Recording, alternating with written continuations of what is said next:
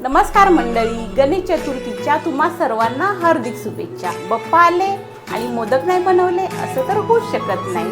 चला तर आज आपण बनवूया केशर मोदक. चला तर मग. भक्तीत तल्लीन झाले मन माझे, सुंदर निरागस हे रूप तुझे. भक्तीत